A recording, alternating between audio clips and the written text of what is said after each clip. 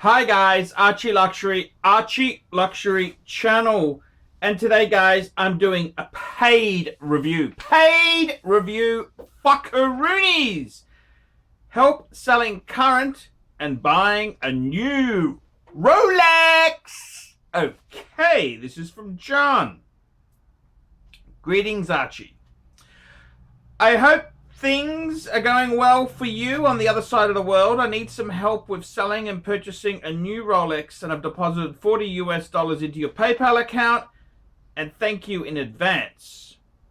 I am a 31-year-old project manager for an internet startup company in New York. New York, fuckers. If you can make it in New York, you can make it anywhere. Okay. Now, let's have a bit of a discussion about this guy's dilemma. What's going on? What's going on, fuckaroonies? 31-year-old project manager for an internet startup in New York. I've always been fond of Rolex watches since I was young. I was very fortunate enough to have wonderful parents who purchased me a Rolex Oyster Perpetual date 34 mils as a graduation gift from college. Pics attached. I absolutely loved and still love the watch. I have worn it every day for 10 years and I'm considering using the value of the watch to offset some of the costs of an upgrade. The 34 mil case is rather small now and I'd love to upgrade to a ceramic Submariner, date or no date, or a ceramic GMT2. I'd consider either new or pre-owned, wherever the best deal landed. I've been doing a lot of research in terms of how to spot oddities with pre-owned watches and how to get the most money from my current watch. But I still have a few questions being new at this, so I'd like to ask the Pontiff for advice. Okie dokie, let's jump in here. Let's go. Fuckaroonies. Let's jump in. Okay. Question 1. How do I get the most money for my current Rolex? I've been to ADs, and just like you said, they fuck you around every time, cross-referencing their trade offers versus what I see my same Rolex selling for online. Plus, taking into account that they need to make a profit, I still can't help but think I'm being slightly cheated. Although perhaps their offers are fair, it's hard to tell because I don't have access to information on how quickly certain models watches sell, which does factor into the price. I'd like to try and get half of what the retail value was, which was $4,500, is 2250 out of line. I have the box, papers, links, and the watch is in still in good condition, showing the typical signs of wear after 10 years. Nothing a polish couldn't quickly fix. Okay, now I gotta be honest with you here, John. I think it's rather insulting for you to sell this watch. This was a gift from your parents. You probably nagged the fuck out of them. It's very rude to sell this watch and use that money to buy the new one. To be honest with you, the Rolex Oyster Perpetual date, they were a bit small. Yes, they were. And any fucking dealer, I mean, look, let's be honest, John. They don't want to trade your shitty fucking 34 mil fucking Rolex Oyster Perpetual in on a new Saab or a ceramic GMT. Those are hot models. Yours is fucking, it's a Rolex, so it's not dog shit, but it's a fucking soft model. And I mean, they don't fucking want 34 mil dates, okay? It's a hard watch to resell at a profit. So, and particularly New York dealers, they're real cunts with high rents to pay. So, to be completely frank and honest with you, I think you should keep the 34 mil. If you're not able to afford to buy a new Rolex off the bat, well, you can't fucking afford it. You can't fucking afford it. To sell this one, it's fucking highly insulting. This is a piece your parents bought you. You shouldn't be selling it, okay? That is fucking off. John, that is off, okay? So don't do it. And even if this wasn't, say hypothetically this watch wasn't a gift from your parents, it's something you bought and you just wanted to trade up, fuck, man, they're going to fuck you alive. They are going to fuck you alive. It's easy for you to say, oh, it just needs a quick polish. Fuck me dead, John.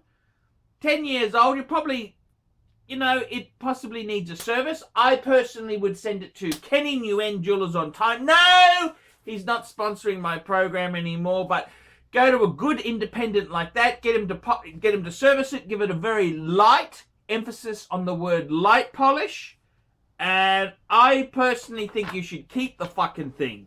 I think it's off to sell these things to go up the slimy pole. If you can't afford to buy a fucking new Datejust or a new Sub or a new GMT or whatever it is, you can't fucking afford it.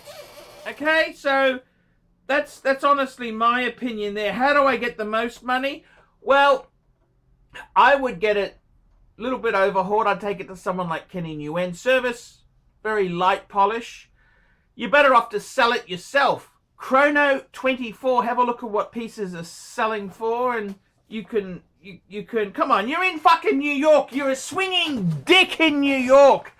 Okay, come on, I don't need to fucking spell it out. At Craigslist, you could sell it for, but I personally think it's highly insulting. You shouldn't be selling it. This was a gift from your parents. My fucking parents didn't give me fucking Rolexes.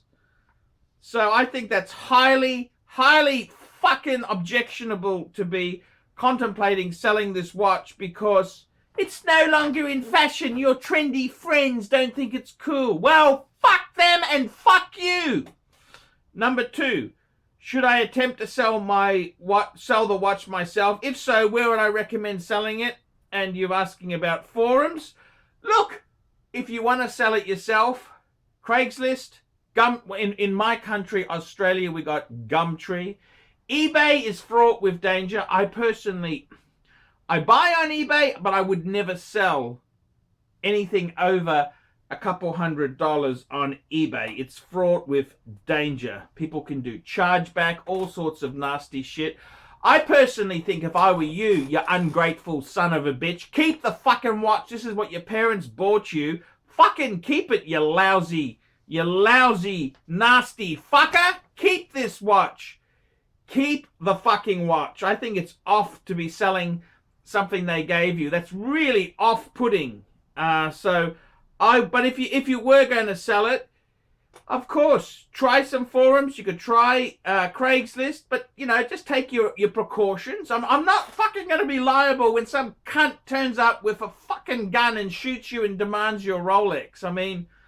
But I don't think you should be selling it. If this was a gift from your parents, keep the fucking thing, you lousy, cheap New Yorker. That's all I can say. Question 3, where should I buy the new watch? No ADs have the 2 models I seem to be looking for. At least that's what I'm told when I go.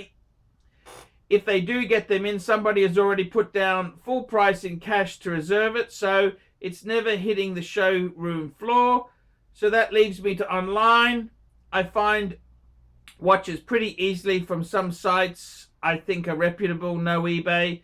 Also, I found some of the models I'm looking for now and going for sometimes $1,000 less on Rolex. You mentioned a forum from a very high standard seller. Can these deals be real? How can they get stock but other bricks and mortar stores can't and sell it for less? Well, these are used watches, donkey. Fuck me dead. You're from fucking New York. I would have thought, you would have wisened up, John.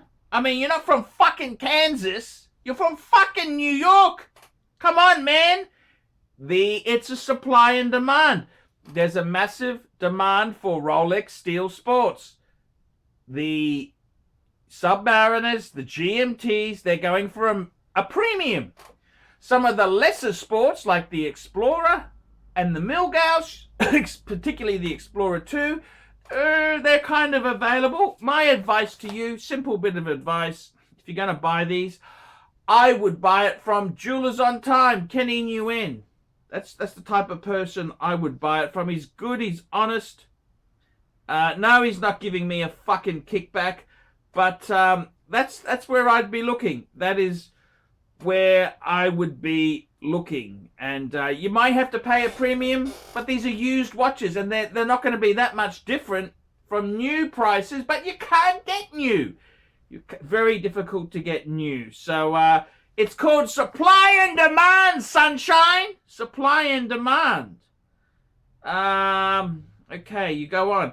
Am I missing something here, Arch? Do you see why I'm confused? Because you're a fucking idiot. That's why. You're a fucking imbecile. Come on. Supply and demand. You don't like the way the economic system is handling it, and you're getting all fucking angry. Fuck me dead, John. Come on, don't be such a dickhead. I just want to make sure I don't get totally screwed.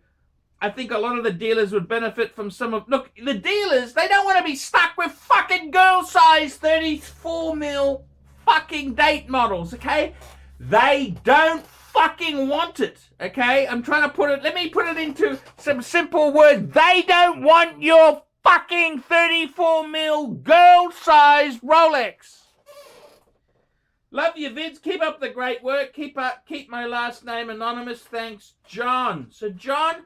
Man, fuck me dead. Come on, man. Don't be so fucking simple and naive, man. Fuck me dead. It's painful talking to you. Man, the market is what the market is. Personally, if I were you, I would fucking keep the date, the Rolex. The Rolex your parents bought you, the Rolex Oyster Perpetual date. Keep the fucking thing, okay? Keep it. It's a nice watch. It is a really cool watch.